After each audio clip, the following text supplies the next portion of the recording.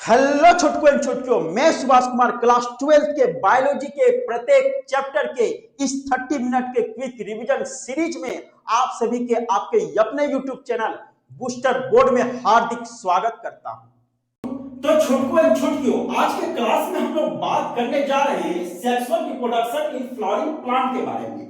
Sexual reproduction in flowering plant के बारे में यहाँ पे देखोगे तो सबसे पहले हम बात करते हैं स्ट्रक्चर ऑफ फ्लावर के बारे में। तो यहाँ पे स्ट्रक्चर ऑफ फ्लावर को ध्यान से देखोगे तो सबसे बाहरी वाला जो पार्ट है इसको हम बोलते हैं पेटल्स। क्या बोलते हैं? पेटल्स बोलते हैं, जो कोई भी पॉलिनेटर को अपने ओर अट्रैक्ट करने का काम करता है। उसके बाद यहाँ पे बीच वाले भाग को देखोगे तो सबसे ऊपरी वाले भाग को बोलते हैं स्टिग्मा, उसके बाद होता है स्टाइल, उसके बाद होता है ओवेरी।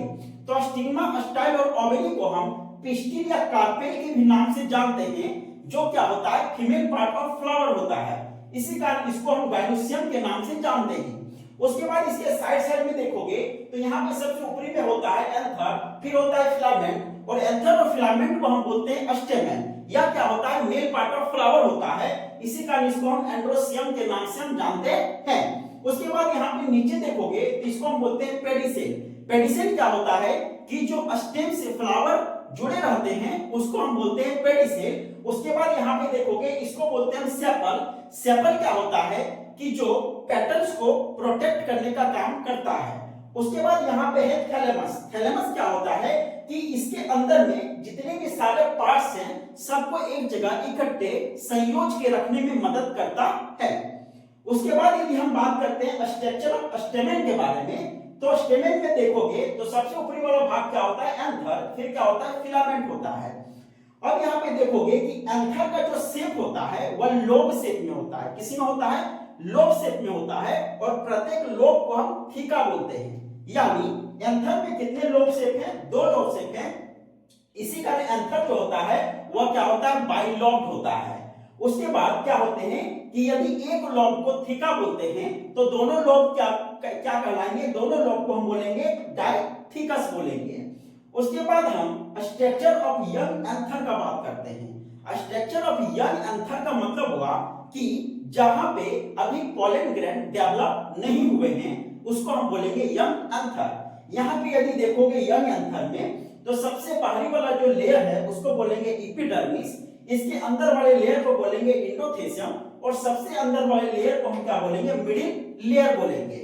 यह जो एपिडर्मिस, एंडोथेलियम और मिडिल लेयर होता है, ठीक है, जब पॉलन ग्रेन्स क्या होते हैं कि बाहर निकलते हैं तो ये तीनों लेयर को ब्रस्ट करते हुए बाहर निकलते हैं। यानी हम बोल सकते हैं कि एपिडर्मिस, एंडोथेलियम और मिडिल लेयर क्या होते हैं? डेहिसेंस होते हैं। क्या होते हैं? डेहिसेंस होते हैं, यानी विस्फोट होते हैं। ठीक है। उसके बाद यहाँ पे 4 छोटे छोटे भाग यहाँ पे दिखाई देंगे, इसको बोलते हैं पॉलन सेक, या तो इसी को हम माइक्रोस्पोरेंजियम के भी नाम से जानते हैं। अब क्या होता है कि यहाँ पे एक क्या होता है? कनेक्टिव होता है। क्या होता है यहाँ पे? कनेक्टिव, जो क्या करता है कि दोनों लोब को आपस में कनेक्ट करके रखता है, उसी को हम बोलते हैं कनेक्टिव, यानी इसको हम कनेक्टिव टिश्यू बोलते हैं। और यदि हम यहाँ पे पॉलन सेक को डिटेल से जानेंगे तो पॉलन सेक के अंदर होता है टेपिटम और होता है स्पोरोजेनस टिश्यू। टेपिटम क्या होता है कि जो उसके अंदर पॉलन डेवलप हो रहे हैं उसको नरिशमेंट करने का काम करता है। उसके बाद टेपिटम जो होता है वह एंजाइम का प्रोडक्शन करता है। एंजाइम जो होता है वह पॉलन को एक्सटर्नल डैमेज से बचाता है। उसके बाद टेपिटम जो होता है वह आपका पॉलन कीट का भी प्रोडक्शन करता है। पॉलन कीट क्या होता है? स्टिकी मटेरियल होता है, यानी एक चिपचिपा पदार्थ होता है जो जब पॉलन ग्रेन क्या होते हैं स्टिग्मा में लैंड करते हैं तो उसको वहां पे चिपकने में, अच्छा से चिपकने में मदद करता है। उसके बाद यहाँ पे होते हैं स्पोरोजेनस टिश्यू। यही स्पोरोजेनस टिश्यू किसका फॉर्मेशन करते हैं? पॉलन का फॉर्मेशन करते हैं। उसके बाद क्या होता है कि जब इसके अंदर पॉलन का फॉर्मेशन हो जाता है तो यही यंग एंथर फिर डेवलप होके क्या हो जाते हैं? मैच्योर एंथर में बन जाते हैं, यानी मैच्योर एंथर में कन्वर्ट हो जाते हैं। उसके बाद यदि हम बात करते हैं माइक्रोस्पोरोजेनेसिस के बारे में, तो माइक्रोस्पोरोजेनेसिस क्या होता है कि जैसा कि हम जानते हैं कि माइक्रोस्पोरेंजियम के अंदर, यानी माइक्रोस्पोरेंजियम में क्या होते हैं? स्पोरोजेनस टिश्यू होते हैं, और वही स्पोरोजेनस टिश्यू, यानी प्रत्येक स्पोरोजेनस टिश्यू को हम क्या बोलते हैं, माइक्रोस्पोरोसाइट बोलते हैं, माइक्रोस्पोरोसाइट। और प्रत्येक माइक्रोस्पोरोसाइट जो होता है वह एक मदर सेल की जैसा काम करता है। यानी यहाँ पे ध्यान से देखोगे कि यह जो मदर सेल है यानी माइक्रोस्पोरोसाइट जो सेल है वह डायप्लॉइड में होता है और इसका मियोसिस डिवीजन होने के बाद यह 4 भाग में टूट जाता है यानी हैप्लॉइड में चेंज हो जाता है। और इसी को हम क्या बोलते हैं, प्रत्येक भाग को हम बोलते हैं माइक्रोस्पोर। और चारों को इकट्ठा बोलेंगे तो चारों को इकट्ठा को हम बोलते हैं टेट्राड बोलते हैं। क्या बोलते हैं, टेट्राड बोलते हैं। उसके बाद फिर क्या होता है, यहीं से एक माइक्रोस्पोर उठता है, फिर आगे जाके मियोसिस डिवीजन होता है, तो इसके अंदर वैक्यूल का फॉर्मेशन होता है, फिर न्यूक्लियस होता है, फिर आगे जब जाता है तो यहाँ पे एक असिमेट्रिकल स्पिंडल शेप का फॉर्मेशन होता है जो क्या करता है, अनइक्वल डिवीजन को लीड्स करने का काम करता है। उसके बाद यदि आप आगे जाओगे तो यहाँ पे यह जो सेल है यह 2 सेल में बढ़ जाता है। एक सेल को बोलते हैं वेजिटेटिव सेल, दूसरे को बोलते हैं जेनेरेटिव सेल। वेजिटेटिव सेल को यदि हम पे ध्यान से देखोगे तो वेजिटेटिव सेल का जो साइज होता है वह लार्ज होता है और जेनेरेटिव सेल का जो साइज होता है वह स्मॉल होता है। वेजिटेटिव सेल जो होता है वह उसमें फूड रिजर्व होते हैं और यहाँ पे जेनेरेटिव सेल जो होता है वह मेल गैमेट का फॉर्मेशन करता है। वेजिटेटिव सेल का जो स्ट्रक्चर होता है वह असिमेट्रिकल होता है और जेनेरेटिव सेल का जो स्ट्रक्चर होता है वह स्पिंडल शेप का होता है। उसके बाद यही स्ट्रक्चर आगे जाता है, उसके बाद इस स्ट्रक्चर में यहाँ पे बन जाते हैं प्लाज्मा मेम्ब्रेन रहते हैं, फिर आगे एक लेयर बन जाता है जिसको हम बोलते हैं एंटाइन बोलते हैं। उसके बाद फिर एक बाहरी लेयर बनता है जिसको हम बोलते हैं एंजाइम बोलते हैं और इसके अंदर तो वेजिटेटिव सेल और जेनेरेटिव सेल रहता ही है। अब यहाँ पे एंजाइम और एंटाइन क्या होते हैं कि एंजाइम जो होते हैं वह सबसे पॉलन का सबसे बाहरी लेयर होता है जिसका शेप डिसकंटीन्यूअस होता है।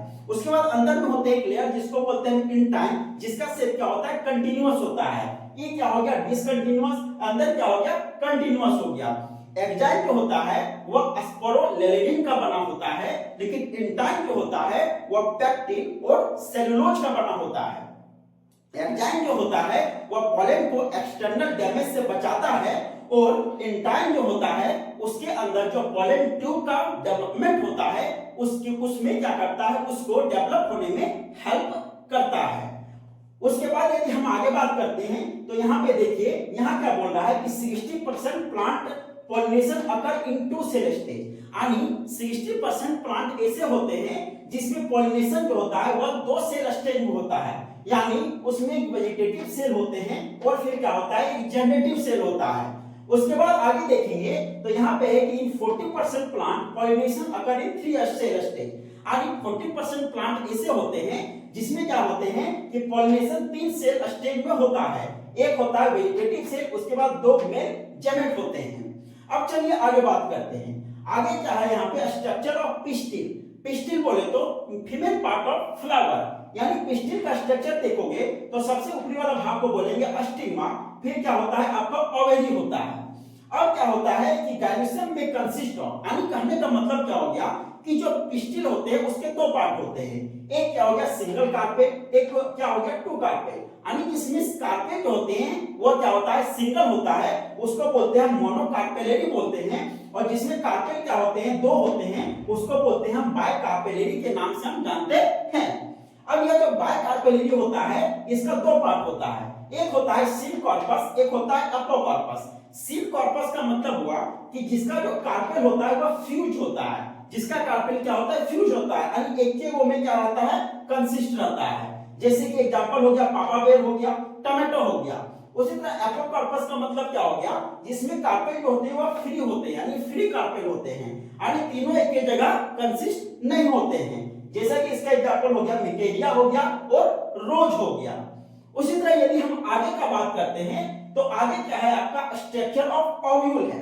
ओव्यूल का स्ट्रक्चर कैसा होता है, तो यहाँ पे ध्यान से भी आप देखोगे तो ये क्या है, ओव्यूल है, लेकिन ओव्यूल का जो स्ट्रक्चर है अभी एनाट्रोपस ओव्यूल है। एनाट्रोपस ओव्यूल का मतलब होता है कि ओव्यूल को 180 डिग्री में उसको घुमा के यहाँ पे दिखाया गया है।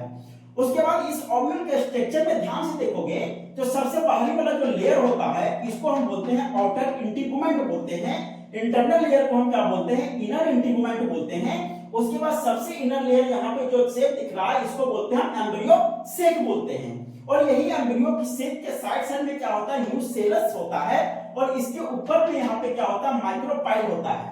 माइक्रोपाइल वही छिद्र है, वही पोरस है जहां से क्या होता है कि पोलन ट्यूब एंटर करते हैं, और वहीं से क्या होता है, गैस का भी एक्सचेंज होता है। और जब सीड क्या होता है, प्लांट में डेवलप होता है, यानी उसके अंदर यदि हम पानी डालते हैं, सीड में यदि पानी डालते हैं, तो यही माइक्रोपाइल के द्वारा क्या होता है, वह पानी यानी वह वाटर अंदर जाता है। उसके बाद यहाँ पे नीचे बात करोगे तो इसको बोलते हैं चेलेजल एंड बोलते हैं। उसके बाद यहाँ पे क्या है, फ्यूनिसेल है। फ्यूनिसेल क्या होता है कि जो प्लेसेंटा से ओव्यूल तक जोड़ता है उसको बोलते हैं फ्यूनिसेल बोलते हैं। और यहाँ पे एक यहाँ पे होता है जिसको बोलते हैं हिलम बोलते हैं। हिलम क्या करता है, फ्यूनिसेल को ओव्यूल से जोड़ने में काम करता है। उसके बाद यदि हम आगे का बात करते हैं तो आगे क्या है आपका, मेगास्पोरोजेनेसिस है। मेगास्पोरोजेनेसिस यह किस में होता है, फीमेल पार्ट है, फीमेल पार्ट में होता है। यानी यहाँ पे क्या होता है कि जैसा कि हम जानते हैं कि जो यहाँ पे मेगास्पोरोजेनेसिस यानी जो यहाँ का जो मदर सेल जो होता है, जैसे कि कहने का मतलब क्या हो गया कि यहाँ पे जो एम्ब्रियो सेक है, और एम्ब्रियो सेक के यहाँ पे सामने क्या माइक्रोपाइल है, तो माइक्रोपाइल के सबसे क्लोज में जो सेल होता है, ठीक है ना, वह क्या होता है, वह एक मदर सेल की जैसा काम करता है। और वही मदर सेल क्या होता है कि मियोसिस डिवीजन होने के बाद 4 भाग में टूटता है, और यह मदर सेल क्या होता है, डाइप्लॉइड होते हैं, और 4 भाग में टूटने के बाद प्रत्येक जो होते हैं वह हैप्लॉइड में चेंज हो जाते हैं, और चारों को इकट्ठा हुए तो हम इसको बोलते हैं टेट्राड बोलते हैं। और प्रत्येक को हम क्या बोलते हैं, प्रत्येक को हम मेगास्पोर के नाम से हम जानते हैं। उसके बाद क्या होता है कि यहां से एक मेगास्पोर को उठाते हैं, तो यह मेगास्पोर मिटोसिस डिवीजन होने के बाद आगे यह जाता है, इसमें एक न्यूक्लियस डिवाइड होते हैं 2 न्यूक्लियस में। फिर क्या होते हैं, इसमें वैक्यूल आ जाते हैं, वैक्यूल का फॉर्मेशन हो जाता है। फिर 2 न्यूक्लियस से 4 न्यूक्लियस में चेंज होता है, फिर 4 न्यूक्लियस से 8 न्यूक्लियस में चेंज हो जाता है। उसके बाद फिर यहाँ पे एक एम्ब्रियो फीमेल गेमेटोफाइट का फॉर्मेशन हो जाता है। उसके बाद यहाँ पे इस स्ट्रक्चर को डिटेल में यहाँ पे ध्यान से देखोगे तो इस स्ट्रक्चर में सबसे ऊपरी वाला जो भाग होता है, ठीक है, इसको हम बोलते हैं चेलेजल एंड बोलते हैं, और सबसे नीचे वाले भाग को बोलते हैं हम माइक्रोपाइलर एंड के नाम से हम जानते हैं। और यहाँ पे सबसे ऊपरी भाग में होते हैं एंटीपोडल सेल होते हैं। नीचे क्या होते हैं, नीचे 2 सिनर्गिड सेल होते हैं, और एक होता है आपका एक सेल, और पूरा क्या होता है एक सेंट्रल सेल जो सबसे लार्जेस्ट होता है, और बीच में 2 क्या होते हैं, पोलर न्यूक्लियार होते हैं। अब यहाँ पे थोड़ा ध्यान से देखना है। अब यहाँ पे फर्टिलाइजेशन का हम बात करते हैं। अब होता क्या है कि मेल पार्ट से जब एंथर क्या होता है, एंथर जब स्टिग्मा में आता है, तो स्टिग्मा में आने के बाद वहां पे क्या होता है कि पोलन ट्यूब का फॉर्मेशन होता है, और वही पोलन ट्यूब फिर बाद में क्या होता है, माइक्रोपाइलर एंड के द्वारा एंटर करता है एम्ब्रियो सेक में। जब एंटर करता है तो यह जाके यहाँ पे टकराता है सिनग्रिड सेल के साथ, और सिनग्रिड सेल के अंदर प्रेजेंट होते हैं फिलीफॉर्म अपार्चस।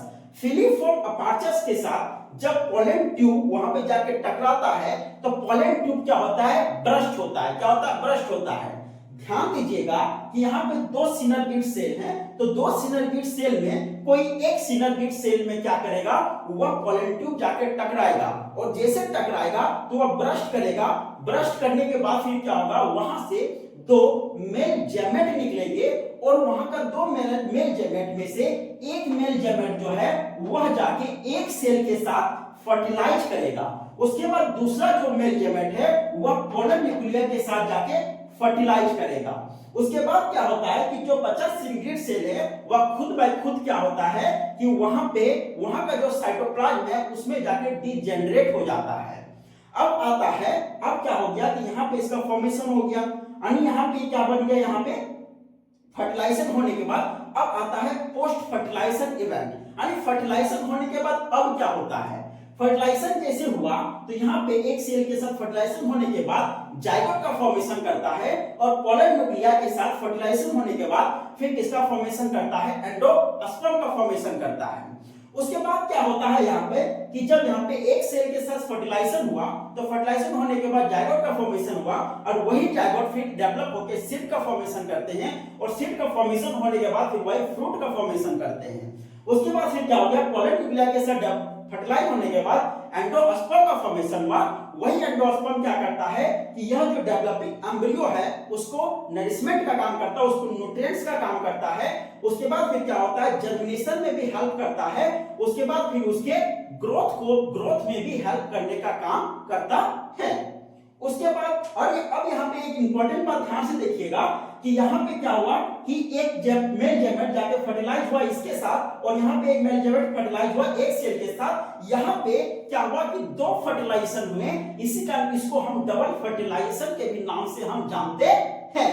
उसके बाद यदि हम आगे का बात करते हैं तो यहाँ पे ध्यान दीजिएगा, तो यह जो स्ट्रक्चर है, इस स्ट्रक्चर में क्या होते हैं कि it is 7 celled and 8 nucleated. यानी इस स्ट्रक्चर में आप ध्यान से देखोगे तो इस स्ट्रक्चर में आपके टोटल 7 सेल होते हैं, लेकिन न्यूक्लियस जो होते हैं वह 8 न्यूक्लियस होते हैं। 7 सेल कैसे, 3 एंटीपोडल सेल हो गए, फिर यहाँ पे 2 सिनर्गिड सेल हो गए, एक हो गया आपका एक सेल, और यहाँ पे हो गया एक लार्जर सेल, तो 3 3 6 और एक हो गया 7। उसके बाद यदि हम न्यूक्लियस का बात करते हैं तो एंटीपोडल सेल में 3 न्यूक्लियस, यहाँ पे एक सेल में 1 न्यूक्लियस, और यहाँ पे फिर हो गया सिनर्गिड सेल में 2 न्यूक्लियस, फिर पोलर न्यूक्लिया में 2 न्यूक्लियस। यानी कहने का मतलब क्या हो गया कि यहाँ पे टोटल न्यूक्लियस कितने हो गए, 8 न्यूक्लियस हो गए हैं। ओके, अब यदि हम आगे का बात करते हैं तो आगे यहाँ पे अब थोड़ा सा यहाँ पे आप आ जाइएगा।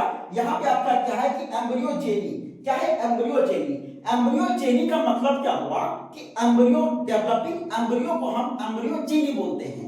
यानी यहाँ पे क्या होता है कि जो जायगोट होता है वो मिटोसिस डिवीजन होता है, उसके बाद जायगोट में यहाँ पे एक सस्पेंसर सेल बन जाते हैं। सस्पेंसर सेल क्या करता है, वह जायगोट पर न्यूट्रिएंट्स देने का काम करता है। उसके बाद फिर यही सस्पेंसर सेल म्यूटेशन डिवीजन होते हैं, फिर और ज्यादा उसका नंबर इंक्रीज हो जाता है। उसके बाद फिर क्या होता है कि यह जो शेप होता है जायगोट का, वह प्रो एम्ब्रियो शेप में बदल जाता है, और वही प्रो एम्ब्रियो शेप में बदलने के बाद फिर क्या होता है, ग्लोबुलर शेप में बदल जाता है, और ग्लोबुलर शेप में बदलने के बाद हार्ट शेप में बदलता है, और हार्ट शेप में बदलने के बाद फिर वही एम्ब्रियो एक मैच्योर एम्ब्रियो के रूप में चेंज हो जाता है। और ये दोनों स्ट्रक्चर को हम क्या बोलते हैं, कोटिलिडोन के नाम से हम जानते हैं। अब चलिए हम आगे का बात करते हैं। अब आगे यहाँ पे देखोगे तो आगे क्या है आपका पॉलिनेशन, क्या है आपका पॉलिनेशन। जैसा कि आप जानते हो कि पॉलिनेशन क्या होता है कि जो एंथर जो होता है, एंथर स्टिग्मा पे क्या करता है, आता है, तो वह जो प्रोसेस होता है उसी को हम क्या बोलते हैं, पॉलिनेशन बोलते हैं। ठीक है, पॉलिनेशन से क्या होते हैं, पॉलिनेशन का टाइप्स क्या, टाइप्स का बात करेंगे तो पॉलिनेशन 2 टाइप्स के होते हैं। एक होता है सेल्फ पॉलिनेशन, एक होता है क्रॉस पॉलिनेशन। सेल्फ पॉलिनेशन में क्या होते हैं, सेल्फ पॉलिनेशन का मतलब हुआ कि जिसमें पॉलिनेटर की रिक्वायरमेंट नहीं होती है। ठीक है, यानी not required pollinator are called self pollination. और क्रॉस पॉलिनेशन का मतलब हुआ जिसमें पॉलिनेटर की आवश्यकता है, जिसमें पॉलिनेटर की जरूरत है पॉलिनेशन होने के लिए, उसको हम बोलते हैं क्रॉस पॉलिनेशन बोलते हैं। अब सेल्फ पॉलिनेशन में आता है आपका ऑटोगेमी। ऑटोगेमी का मतलब हुआ कि वैसे प्लांट जिसमें क्या होंगे, जो प्लांट क्या होगा, बाइसेक्सुअल होगा, जो प्लांट क्या होगा, बाइसेक्सुअल होगा। बाइसेक्सुअल प्लांट है, दैट मींस उसका जो फ्लावर होगा वो भी क्या होगा, बाइसेक्सुअल होगा। तो बाइसेक्सुअल का मतलब हुआ कि एक फ्लावर में मेल पार्ट और फीमेल पार्ट दोनों प्रेजेंट है। तो जब मेल पार्ट और फीमेल पार्ट एक फ्लावर में प्रेजेंट होते हैं तो उसमें ज्यादा चांसेस यह है कि उसमें सेल्फ पॉलिनेशन होते हैं। लेकिन इसमें भी कंडीशन है कि वह जो सेल्फ पॉलिनेशन होगा वह डिपेंड करेगा फ्लावर पे। तो फ्लावर में क्या होते हैं, एक होता है क्लाइस्टोगेमस, एक होता है चेस्मोगेमस। क्लाइस्टोगेमस फ्लावर का मतलब हुआ कि वैसा फ्लावर जो क्लोज फ्लावर है, और चेस्मोगेमस का मतलब हुआ कि वैसा फ्लावर जो क्या है, ओपन फ्लावर है। तो क्लोज फ्लावर जो है उसमें तो 100% चांस है कि उसमें सेल्फ पॉलिनेशन होगा, यानी ऑटोगेमी। और ओपन जो फ्लावर है, भले उसमें मेल पार्ट और फीमेल पार्ट साथ में है, तो जरूरी नहीं है कि उसमें आपका ऑटोगेमी ही होगा, सेल्फ पॉलिनेशन ही होगा। हो सके तो वहां पे ऑटोगेमी के साथ ज़ोनोगेमी हो सकता है, जेनोगेमी भी हो सकता है। ठीक है, तो अब क्या हो गया कि ऑटोगेमी का एग्जांपल जो है वह क्या होता है, पी होता है। क्या होता है, पी होता है। उसके बाद क्रॉस पॉलिनेशन का बात करते हैं तो क्रॉस पॉलिनेशन में आता है ज़ोनोगेमी और जेनोगेमी। तो ज़ोनोगेमी क्या होता है कि ज़ोनोगेमी में प्लांट जो होते हैं वो बाइसेक्सुअल होते हैं, लेकिन फ्लावर जो होता है वो क्या होता है, यूनिसेक्सुअल। यानी कहने का मतलब क्या हो गया कि एक प्लांट है और एक प्लांट में 2 फ्लावर है, तो एक फ्लावर में केवल मेल पार्ट प्रेजेंट है और दूसरा फ्लावर में क्या है, फीमेल पार्ट प्रेजेंट है। तो फ्लावर जो हुए वो क्या हो गए, यूनिसेक्सुअल हो गए। लेकिन एक फ्लावर, दोनों फ्लावर एक ही प्लांट में है, तो वह जो प्लांट जो हो गया वह क्या हो गया, बाइसेक्सुअल हो गया। ठीक है, तो इसमें क्या होंगे, क्रॉस पॉलिनेशन होंगे, सेल्फ पॉलिनेशन का चांस नहीं है, तो इसी को हम क्या बोलते हैं, जियोटोनोगेमी बोलते हैं। इसका एग्जांपल होता है मेज। उसके बाद क्या होता है, जेनोगेमी। तो जेनोगेमी में क्या होते हैं कि प्लांट भी यूनिसेक्सुअल होते हैं और फ्लावर भी यूनिसेक्सुअल होते हैं, यानी एक प्लांट में जो फ्लावर प्रेजेंट है उसमें केवल मेल पार्ट होगा और दूसरा प्लांट जो है प्रेजेंट है उसमें केवल फीमेल पार्ट होगा। अब दोनों अलग अलग प्लांट हैं, दोनों प्लांट के अपने अपने फ्लावर हैं, अब वहां का यदि पॉलिनेशन होना है तो फिर क्या होगा, क्रॉस पॉलिनेशन ही होगा। तो इसका एग्जांपल होता है पपाया। क्या होता है, पपाया। ठीक है, यानी यूनिसेक्सुअल प्लांट में यह कंडीशन अप्लाई होता है। अब आगे क्या बात करते हैं कि पॉलिनेशन होने के लिए रिक्वायरमेंट होती है पॉलिनेटिंग एजेंट का। तो पॉलिनेटिंग एजेंट जो होता है वो दो टाइप का होता है, एक होता है अबायोटिक, एक होता है बायोटिक। अबायोटिक में शामिल होते हैं विंड, वाटर होते हैं। बायोटिक में शामिल होते हैं बर्ड होते हैं, बेट हो गया, इंसेक्ट हो गया, एनिमल्स हो गए, एंड्स हो गए, स्नेल्स हो गए। उसी तरह आगे का यदि बात करते हैं तो कुछ पॉलिनेशन से जुड़े कुछ टर्म्स होते हैं, जैसे कि पॉलन एलर्जी। पॉलन एलर्जी का मतलब हुआ कि किसी किसी के नाक में यदि पॉलेन्स क्या होते हैं, एंटर कर जाते हैं तो उसको एलर्जी होने लगता है, या तो उसको छींक आने लगेगा, या तो उसको क्या होगा, अस्थमा हो जाएगा, या तो किसी भी प्रकार का दिक्कत यदि हो जाता है तो उसको हम क्या बोलते हैं, पॉलन एलर्जी बोलते हैं। उसके बाद क्या होता है कि pollen as food supplement. Pollen में क्या होते हैं, बहुत ही ज्यादा न्यूट्रिएंट्स उसमें होते हैं, तो पॉलन का यूज एज अ फूड के लिए भी किया जाता है। उसके बाद होता है पॉलन बैंक। पॉलन बैंक का मतलब हुआ कि कुछ पॉलन को क्या करते हैं, कहीं पे प्रिजर्व करके रखते हैं ताकि उसका यूज बाद में किया जा सके। तो जहां पे पॉलन को रिजर्व करके रख रहे हैं, प्रिजर्व करके रख रहे हैं, उसी को हम क्या बोलते हैं, पॉलन बैंक बोलते हैं। विएबिलिटी ऑफ पॉलन का मतलब क्या हो गया कि जो पॉलन है वह पॉलन ट्यूब डेवलप होने तक कितना दिनों तक जिंदा रह सकता है, उसको हम बोलते हैं विएबिलिटी ऑफ पॉलन। सबका क्या होता है, अलग अलग होता है। कुछ क्या होता है महीनों भर तक जिंदा रह सकता है, कुछ क्या होता है कि आपका बहुत ही कम समय तक के लिए भी जिंदा रह सकता है। तो कहने का मतलब हो गया capacity to living of the pollen, ठीक है ना, during the developing of the pollen tube, उसी को हम क्या बोलते हैं, viability of the pollen. Okay, अब आगे का बात करते हैं। तो आगे क्या है आपका, आउटर ब्रीडिंग। देखिए, आउटर ब्रीडिंग का सिंपल मतलब होता है कि जो सेल्फ पॉलिनेशन को अवॉइड करता है उसको बोलते हैं आउटर ब्रीडिंग बोलते हैं। तो आउटर ब्रीडिंग में सब इसके क्या होते हैं, कुछ मैकेनिज्म होते हैं। तो सबसे पहला बात करते हैं हम डाइकोगेमी का। तो डाइकोगेमी का मतलब हुआ कि जो आपका स्टेमेन और जो आपका पिस्टिल है, जो आपका स्टेमेन और जो आपका पिस्टिल है, उसका जो मैच्योरिटी टाइम है यदि अलग अलग है तो उसको हम, उसमें क्या होगा, सेल्फ पॉलिनेशन नहीं होगा, तो उसको हम बोलते हैं डाइकोगेमी बोलते हैं। उसी जैसे कि इसका एग्जांपल हो गया सनफ्लावर। उसी तरह यदि हम आगे बात करते हैं तो हर्कोगेमी। हर्कोगेमी का मतलब हुआ कि जो आपका मेल पार्ट और फीमेल पार्ट का जो फिजिकल सेपरेशन है, फिजिकल क्या होगा, उसका सेपरेशन होगा। फिजिकल सेपरेशन का मतलब हुआ कि या तो फीमेल पार्ट का हाइट जो है लंबा है, मेल पार्ट का हाइट क्या है, छोटा है, तो सेल्फ पॉलिनेशन होने का चांसेस नहीं हो सकता है। यानी कहने का मतलब क्या हो गया कि दोनों का जो फिजिकल टच है वह आपस में नहीं होना चाहिए। आपस में यदि टच हो गया तो सेल्फ पॉलिनेशन हो जाएगा, यदि आपस में टच नहीं हुआ तो सेल्फ पॉलिनेशन को वह अवॉइड कर देगा, तो उसी को हम क्या बोलते हैं, हर्कोगेमी बोलते हैं। उसी तरह आगे का यदि बात करते हैं तो होता है सेल्फ इनकम्पैटिबिलिटी। सेल्फ इनकम्पैटिबिलिटी का मतलब हो गया कि जो आपका स्टेमेन या तो फिर जो आपका पिस्टिल है, यानी एंथर और स्टिग्मा में क्या होते हैं कि वह, जैसे कि जो फ्लावर होता है वह कोई पॉलन को अपने अंदर एक्सेप्ट नहीं किया, अपने अंदर क्या हुआ, एक्सेप्ट नहीं किया, उसको रिजेक्ट कर दिया। तो रिजेक्ट कर दिया मतलब क्या, उसमें पॉलिनेशन नहीं हुआ, सेल्फ पॉलिनेशन नहीं हुआ, तो उसको क्या बोलेंगे हम, सेल्फ इनकम्पैटिबिलिटी। यानी सिंपल सा मतलब हुआ कि एक फ्लावर का जो पॉलन है, एक फ्लावर का जो पॉलन है वह पॉलन को यदि स्टिग्मा क्या करता है, एक्सेप्ट नहीं करता है, तो उसको बोलते हैं सेल्फ इनकम्पैटिबिलिटी के नाम से हम जानते हैं। उसके बाद क्या होता है, यूनिसेक्सुअल फ्लावर। यूनिसेक्सुअल फ्लावर का मतलब हुआ कि यदि एक फ्लावर में सिंगल पेरेंट है, मतलब मेल पार्ट है या तो फीमेल पार्ट है, तो सिंपल सा बात यह है कि उसमें पॉलिनेशन, सेल्फ पॉलिनेशन होगा ही नहीं।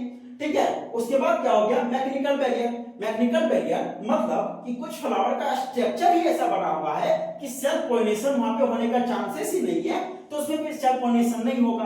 तो ये सब क्या थे, कुछ आउटर फीडिंग के कुछ मैकेनिज्म थे जहां पे क्या हो सकता था कि सेल्फ पॉलिनेशन को वो अवॉइड कर सकता था। उसके बाद यदि हम आगे का बात करते हैं तो आगे आपका आता है आर्टिफिशियल हाइब्रिडाइजेशन। आर्टिफिशियल हाइब्रिडाइजेशन का मतलब हुआ कि जब क्या होता है कि कोई भी आदमी दो अलग अलग प्लांट को आपस में क्रॉस करवाते हैं तो उसमें एक नए तरह का सीड का डेवलपमेंट होता है, उसी को हम बोलते हैं आर्टिफिशियल हाइब्रिडाइजेशन। अब आर्टिफिशियल हाइब्रिडाइजेशन यदि हमको करना है तो क्या करना पड़ेगा, एक होता है एमास्कुलेशन, एक होता है बेरिंग। एमास्कुलेशन का मतलब हुआ कि जो वहां का एंथर होता है, तो एंथर बिफोर द, यदि कहीं का एंथर है और उसमें पॉइंट डेवलप नहीं हुए, उससे पहले क्या किया, उस एंथर को वहां से हटा दिया गया, उसको काट के हटा दिया गया, तो फिर क्या हुआ, उसमें आर्टिफिशियल हाइब्रिडाइजेशन करवा सकते हैं क्योंकि वो एंथर क्या करेगा, वहां पे पॉलिनेशन नहीं कर पाएगा। उसके बाद क्या हो गया, बेगिंग। बेगिंग का मतलब हुआ कि फीमेल पार्ट में क्या करते हैं कि फ्लावर के फीमेल पार्ट के ऊपर क्या करते हैं, कवर कर देते हैं। जब कवर करेंगे तो वहां पे कोई भी एंथर जाके चिपकेगा ही नहीं, जब चिपकेगा नहीं तो फिर उसको हम अपने से उसको क्या कर सकते हैं, पॉलिनेशन करवा सकते हैं। तो इसी को हम क्या बोलते हैं, आर्टिफिशियल हाइब्रिडाइजेशन बोलते हैं। उसके बाद यदि हम बात करते हैं आगे का, तो आगे क्या होता है आपका सीड। क्या होता है, सीड होता है। तो सीड क्या होते हैं, सीड को हम बोलते हैं फर्टिलाइज ओव्यूल। जो ओव्यूल क्या हो जाते हैं, फर्टिलाइज हो जाते हैं, उसको हम बोलते हैं सीड बोलते हैं। अब सीड में एक्चुअली में क्या होते हैं, सीड के बाहरी साइड देखोगे तो सीड कोट होता है, फिर उसके अंदर देखोगे तो एम्ब्रियो होता है, फिर उसके अंदर देखोगे तो एंडोस्पर्म होगा, पेरिस्पर्म होगा। ओके, अब सीड के क्या होते हैं, टाइप्स होते हैं। एक होते हैं अल्बुमिनस सीड, एक होता है नॉन अल्बुमिनस सीड होता है। अल्बुमिनस सीड का मतलब हुआ कि वैसे सीड जिसमें क्या होते हैं, अल्बुमिनस सीड का मतलब हुआ कि वैसे सीड जिसमें एंडोस्पर्म प्रेजेंट होते हैं, और नॉन अल्बुमिनस सीड का मतलब हुआ कि जिसमें एंडोस्पर्म प्रेजेंट नहीं होते हैं। यानी अल्बुमिनस सीड में जितने भी मोनोकोट जो सीड होते हैं वे सारे शामिल होते हैं, चाहे बीट का बात करें, मेज का बात करें, बैरली का बात करें। उसके बाद नॉन अल्बुमिनस सीड में जिसमें एंडोस्पर्म प्रेजेंट नहीं होते हैं, दैट मींस वैसे सीड जो डाइकोट होते हैं, जैसे कि पी हो गया, ग्राउंड नट हो गया। उसके बाद यदि हम बात करते हैं आगे, तो आगे क्या है आपका फ्रूट है। फ्रूट को क्या बोलते हैं, राइपेंड ओवेरी बोलते हैं। यानी सीड बनने के बाद फिर उसमें क्या बन जाते हैं, फ्रूट बन जाते हैं। फ्रूट जो होते हैं, फ्रूट के तीन टाइप्स होते हैं, एक होता है ट्रू फ्रूट, एक होता है फॉल्स फ्रूट, एक होता है पैरेथेनोकार्पिक फ्रूट। ठीक है, तो ट्रू फ्रूट का मतलब क्या हो गया कि वैसे फ्रूट जो बाय द फर्टिलाइजेशन के द्वारा वो फ्रूट का निर्माण होता है और फ्रूट का फॉर्मेशन होता है, उसको बोलते हैं हम ट्रू फ्रूट। जैसे हो गया मैंगो। फॉल्स फ्रूट का मतलब हुआ कि डायरेक्ट थैलेमस से वह क्या हो गया, फ्रूट का फॉर्मेशन हो गया। ठीक है, उसको बोलते हैं फॉल्स फ्रूट, जिसमें आ गया स्ट्रॉबेरी हो गया। और पैरेथेनोकार्पिक फ्रूट का मतलब हुआ कि वैसे फ्रूट जिसमें सीड नहीं होते हैं, यानी बिना फर्टिलाइजेशन के क्या होते हैं, वह फ्रूट का डेवलपमेंट होता है, उसको हम बोलते हैं पैरेथेनोकार्पिक फ्रूट, जो सीडलेस होते हैं, सीड नहीं होते हैं। जैसे कि आपका हो गया बनाना। ठीक है, उसके बाद क्या होते हैं कि क्या, उसके बाद कार्प कैलोरी के अकॉर्डिंग यदि देखा जाए तो फ्रूट के तीन पार्ट होते हैं, एक होता है सिंपल फ्रूट, एक होता है एग्रीगेट फ्रूट, एक होता है कंपोजिट फ्रूट। सिंपल फ्रूट का मतलब हुआ कि जिसमें मल्टी कैपिलरी सिनकॉर्पस होते हैं, सिनकॉर्पस ओवेरी होते हैं, उसको बोलते हैं हम सिंपल फ्रूट। उसके बाद एग्रीगेट फ्रूट क्या होते हैं कि वैसे फ्रूट जिसमें क्या होते हैं मल्टी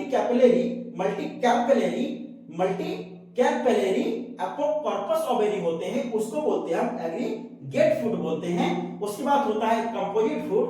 कंपोजिट फ्रूट का मतलब हुआ कि उसके जो फ्लोरल एक्सिस है वही चेंज हो जाते हैं फ्रूट में।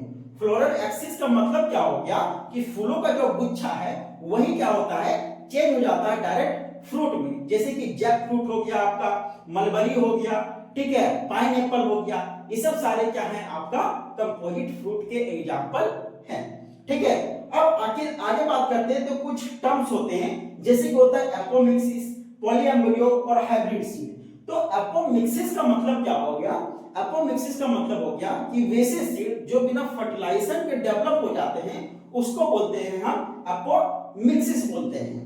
उसी तरह यदि आगे बात करेंगे पॉलीएम्ब्रियो, तो पॉलीएम्ब्रियो का सीधा मतलब होता है कि यदि एक फर्टिलाइज एक से अधिक या तो दो से अधिक क्या होते हैं, दो से अधिक वहां पे एम्ब्रियो का फॉर्मेशन हो जाते हैं, एम्ब्रियो का डेवलपमेंट हो जाते हैं, तो उसको हम बोलते हैं पॉलीअमरियो बोलते हैं। अब बात करते हैं आगे हाइब्रिड सीड। तो हाइब्रिड सीड का मतलब होता है कि दो अलग अलग पेरेंट प्लांट को आपस में क्रॉस करवाया जाता है तो एक नए सीड का फॉर्मेशन होता है, उसी को हम हाइब्रिड सीड के नाम से हम जानते हैं। तो आई होप कि यह क्लास आपको बहुत ही अच्छा लगा होगा। यदि क्लास अच्छा लगा है तो वीडियो को लाइक कीजिए, अपने दोस्तों के साथ शेयर भी कीजिए और नए हो तो चैनल को सब्सक्राइब जरूर कीजिए ताकि आने वाला वीडियो आपको जल्द से जल्द मिल सके और एग्जाम में आपको बहुत ही ज्यादा मदद भी हो सके। तो मिलते हैं नेक्स्ट क्लास में। धन्यवाद।